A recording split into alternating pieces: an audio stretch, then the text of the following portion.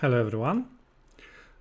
Today we are going to talk about, as I promised, we are going to talk about endgames, and I would like to focus on one of the most important things in every endgame. I mean an active king. You need to know, okay, just for the short start, you need to know that in every endgame there are two most important principles. One is use your king, I mean activate your king, and second one is the pass pawn. And in the next lectures I would like to focus on them both. Today we are going to start with the activating your king. Why is that important to activate your king in the end game? Because you need to know that usually it's when there is a middle game, you have to keep your king very safe because you don't want your opponent checkmate you, right? This is pretty obvious, I would say. But in the end game, opponent hasn't got that many pieces, so your king is not in a danger. So you have to use it. And you know, if you when you learn chess, if someone asks you what's the value of the king, right? Because you know the value of the queen is 9, rook 5, you know, minor pieces 3. But what's the value of the king? Everyone is saying that it's priceless. Because that is true, right? But you also need to know that there were people who calculated what's the real value of the king in the end game. I mean in the middle game also, and in the middle game it's usually we say that it's the value of the king is 2.5, but in the end game it's 4 points. So it's almost, you know, it's like in between rook and the minor piece. It's stronger than the minor piece actually. So you see, if you're not activating your king in the end game, this is like you're wasting your potential, right? So this is definitely something that you need to remember. And today I'm just gonna present you some examples how to use that king and what is a big difference when your king is active and opponent's king is not that active. First game I want to show you, it's my actually game. This is my game. Okay, let's even start from this position. I was playing white. This is actually my online game. If I remember, it was rapid, right? So that's the thing. Okay, so first of all, take a look at this position. You can see that at the moment it's equal on the material, and position probably it's equal. I can take this pawn, but actually after exchanges at the d4, you know, after rook takes, opponent can somehow manage to take my pawn at b2.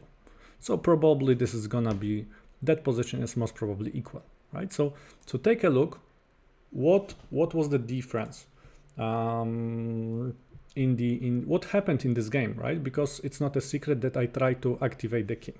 So I captured at the d4, takes.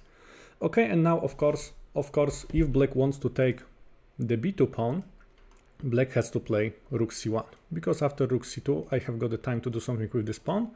But there is this very famous trick, so you play rook c1. Of course I cannot play rook d1 because opponent will just take it. I have to move my king somewhere. Of course I'm not moving my king out of the center, I'm not moving my king into the corner, but I'm just trying to move towards the center, because king in the center, okay, it's gonna be more active. Okay, opponent played rook c2, king e3, rook takes b2, as you can see. And now take a look at this position. As you can see, it's again equal on the material. I have got a pawn majority on the king side. You can see I have got 4 pawns against 3. Opponent has got 2 against 1. Okay, so what did I play? I tried to attack opponent pawn, so I played rook d8. I also wanted to activate my other pieces. There is king has to go there, and now I decided to play rook here. I'm just putting pressure over that pawn. Okay. Opponent. There are like a couple options for my opponent, but that option looks that it's best because rook is attacking that pawn, checking my king. And also rook is going to attack pawn at the g3. And take a look. I didn't move my king to f2 because king at f2. Okay, I'm not saying that this is like completely wrong, but that king is not, you cannot call that king very active. So I decided to use my king, I decided to go towards the center, even if it costs me material. So I played king d4. Okay, rook captures a3. I captured pawn at b5. Okay, rook takes g3. And now take a look. Now that may look, take a look at this position. It's actually black is up a pawn, and black has got pretty dangerous pass pawn, as you can see. That pass pawn can be very, very dangerous, right? Because if you remember, I told you at the beginning that there are two most important things: active king and the pass pawn. But take a look at my king. My king is excellent in the center. Black's king is somewhere like on the side, completely inactive. So of course now I decided to use my pieces and my king, my active king. Bishop d3 check. Okay, of course there is only one move that saves black, g6, and now I play rook b7. I'm trying to, of course, I'm also trying to use my pieces to attack my opponent, and most probably if opponent goes king g8, I wanted to move, king g8 was probably better, I wanted to move bishop c4 and attack that pawn. But okay, opponent moved king g7, and I also can attack that pawn. And you can see this is like a pretty nice coordination, rook and the bishop.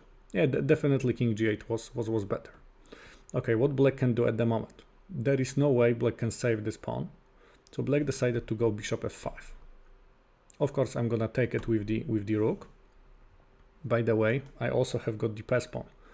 And actually my pass pawn is even more advanced than my opponent's. King h8, and now of course I want to push that pawn forward.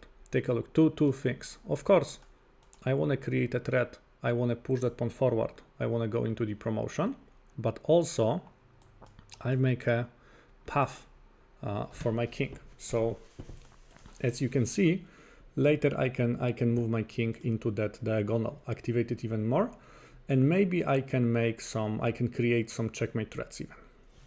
Okay, now my opponent played rook g4, and rook g4 is not such a great move at the moment.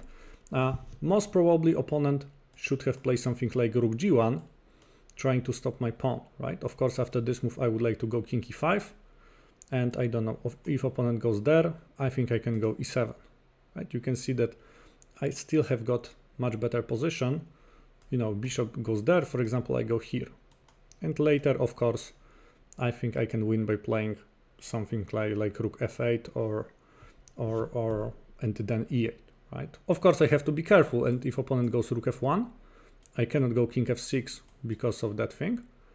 I cannot also go there and promote, because in the end, there's gonna be that would be like a mistake. Okay, I have got bishop e4. Okay, so you see, I can do this, but I think it's much better, instead of, you know, going directly into the promotion, it's much better to go king d6.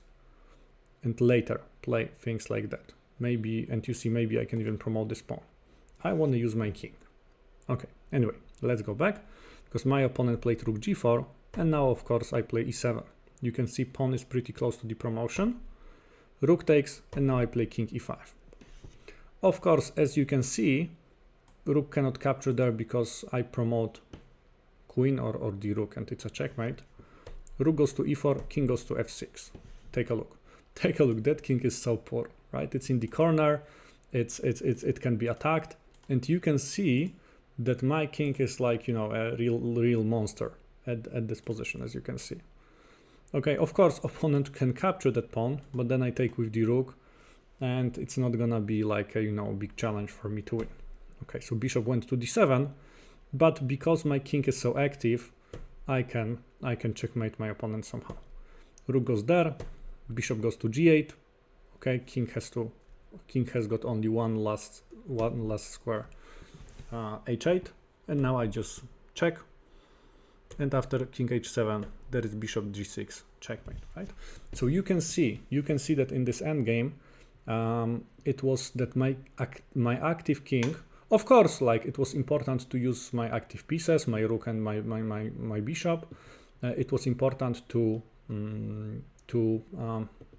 use the pass pawn, but the really important thing in this game was really like a thing that made the difference was my king. You see, my king made a pretty nice career, right? From G1 in like 10 moves, it went to F6, and it was so powerful. Pushing the pass pawn, attacking with the rook and the bishop was possible because my king was so active. And you see, I even sacrificed some material just to activate, to make my king more active, right? So very important lesson. Like active king in the end games, it's very often it's even more important than than the rook or than the pawn. Maybe not than the rook, but I know such a cases also, but then the pawn. Okay, let's also take a look at the other example. Actually, this is the next game. The next position doesn't come from my game, but this is like a this is a very the game played by a very famous player, Veramenchik. Okay, so let's also take a look at this game. Okay, so let's start even with this position. Okay, you can see that we've got a Rook End Game. It's equal on the material, as you can see. Black has got backward pawn at f6. Black has got an isolated pawn at h5. White has got backward pawn at g3 and backward pawn here.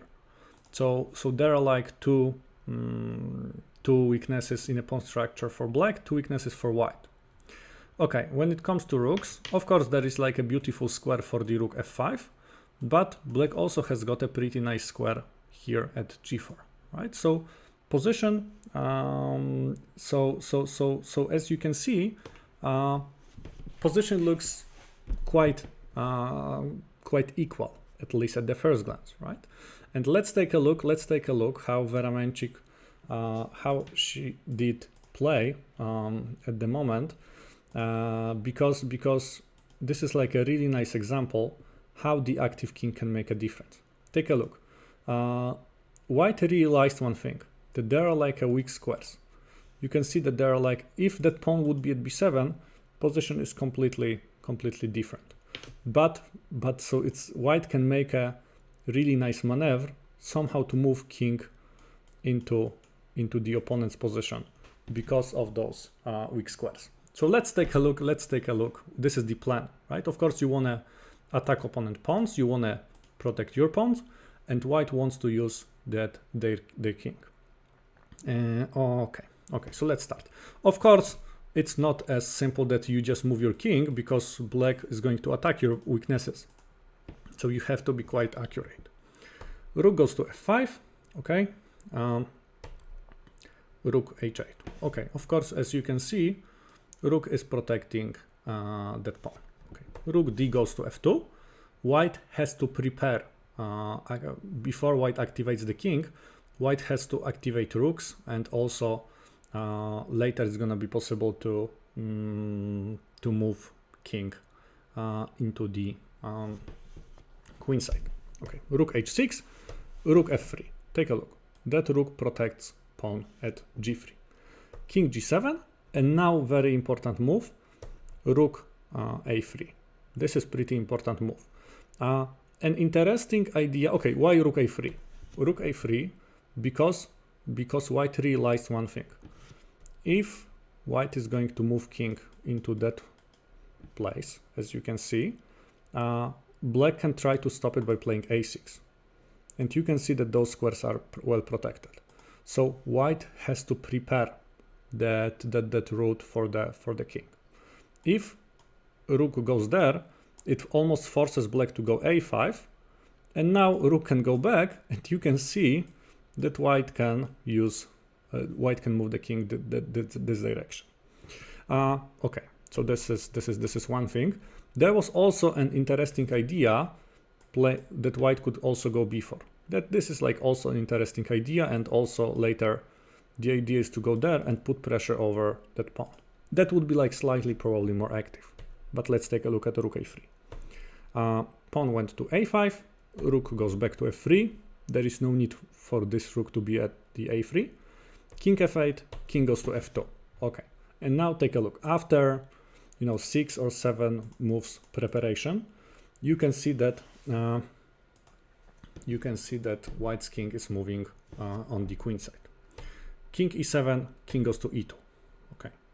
Rook g7. You see, black cannot wait. Black is trying to counterplay. Rook goes to e3. Okay, why rook e3? Rook e3 because that rook is gonna protect that pawn, right? Of course, probably king d3 still would be fine because after rook g4 there is rook e3, but white decided to start to do this moves order. Rook g4, king goes to d2. Rook goes back to g8, king goes to c3. You can see that's the plan. King d7. Black is also trying to move king towards the queen side to neutralize white's king, but white is following the plan. Rook g7, king goes to a4. Okay. King c8, king goes to b5. As you can see, king b7.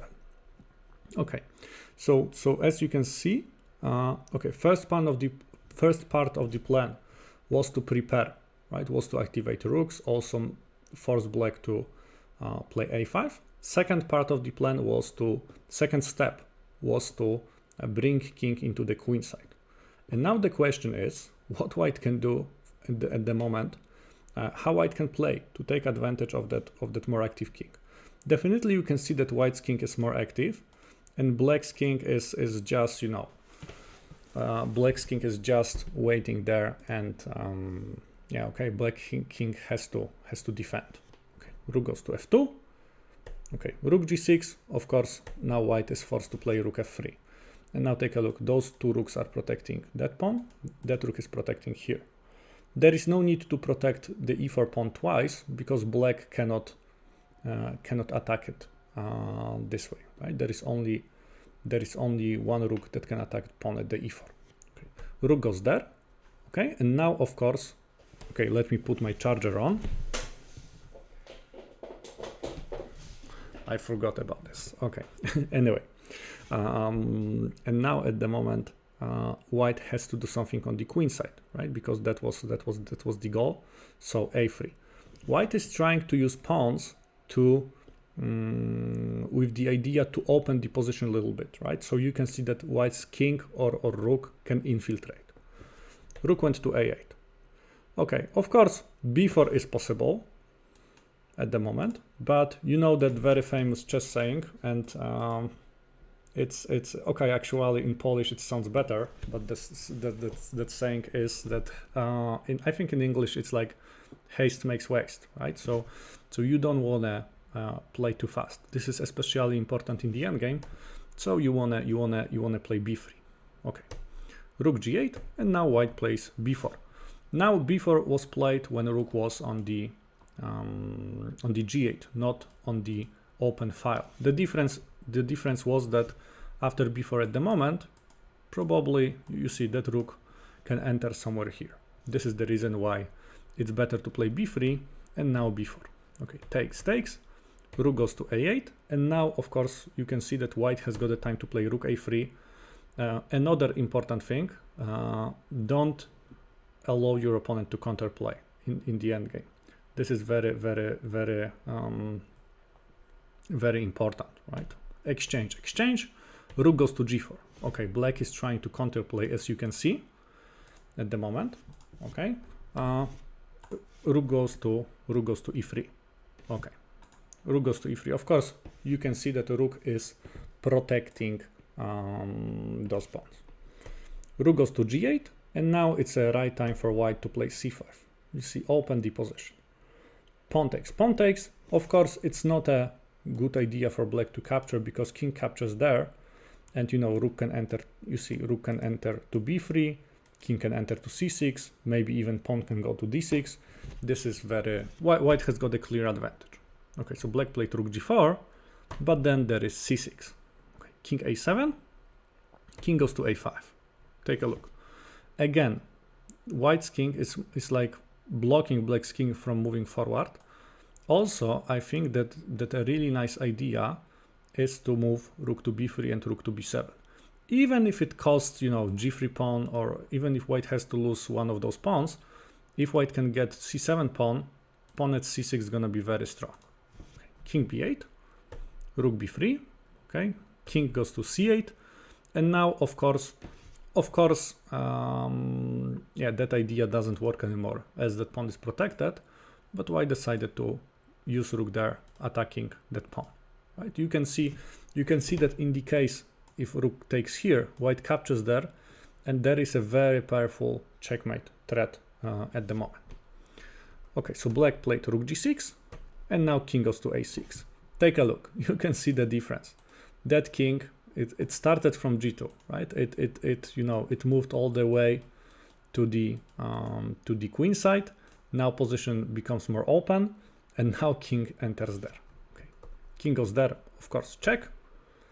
King a8, of course, after king c8, there is king a7, and there is a checkmate threat. So the game is almost over at the moment, as you can see. Okay, king goes to a8, rook b7. Take a look. It's like, it's still equal on the material, but the big difference is, is the king's position. Rook takes g3, rook takes c7. Okay, of course there is a checkmate threat here. So, in the desperation, like black is trying to check that king, right? This is like last chance. King goes to b5, king goes to c4, okay, rook e3, and now as you can see, rook can go to d7. Take a look. What a poor king and in the corner. Takes, king goes to b5. Okay, king is trying to activate something, but it's too late. Rook takes d6. And now not only king is more active, but also those two pawns are very powerful, and it's almost at the moment, it's almost not. It's not possible for black to survive. Rook takes there here. Yes, you can see it's still equal on the material, but white pawns are more active, and the king, of course. Rook f8. Okay, king goes there. Rook f7.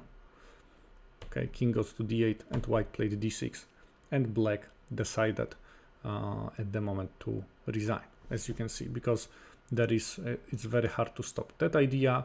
In case that black checks white's king can go there, check here, rook goes there, king can hide behind the e5 pawn at the e6, and now there are like a lot of different threats, as you can see at the moment. Black can do nothing, right? So take a look. This is like a really nice example. Not only I just wanted to show you that position, not only because it was like a pretty nice rook endgame, but because you can see how in the quite equal position at the first glance you can make a difference by activating your king, right? So remember, active king is worth 4 points, right? So it's a lot, right? So next time when you will get an interesting endgame, you have to think about activating your king. Okay, and next week, as I promised, I'm gonna focus more on the pass pawns in the endgame, which is also second very important topic. Yeah, I think that for today that's it. Thanks for watching. Also, if you like that video, you can visit my website guide.matbobula.com. You will get a free guide, and you can check also my other videos. Thank you very much for watching. Have a nice day, and hope to see you next week. Bye.